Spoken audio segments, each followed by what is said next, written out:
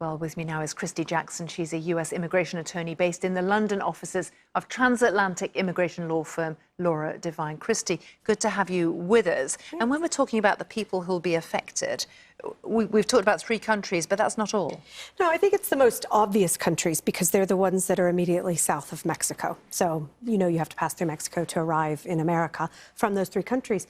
But I think there's a lot of concern about some of the islands, Haiti, Cuba.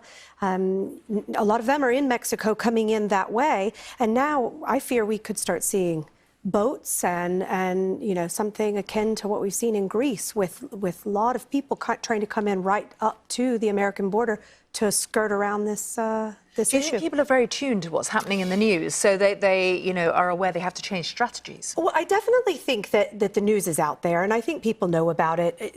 Obviously, and now we have social media, we have Twitter, and a lot of these people are aware. But I also think it's important to note they're literally fleeing for their lives in many cases. They're not checking Twitter to find out if the Trump administration has made a change. So I don't think they care. I think they're just trying to go as far away as they can.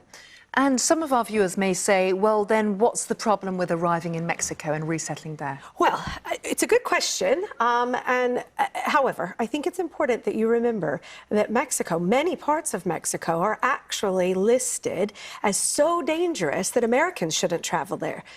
Almost akin to Syria, at the same level that Syria is listed for American travelers. So now we're telling Americans don't go there, it's unsafe, but everybody else, you stay there. And also the Mexicans aren't happy about this. Exactly. Of course I mean, the Mexican government is saying... Well, that's why we're here, because the Mexican government didn't want to make an agreement to be the safe harbor to take in the asylum seekers. So no, I don't think Mexico wants everyone staying here anyway. They're in an unfortunate geographic position that everyone's going through Mexico. What happens next? Because this was a key campaign promise from President Trump. It will please his supporters, and Absolutely. The US Supreme Court is usually the last word.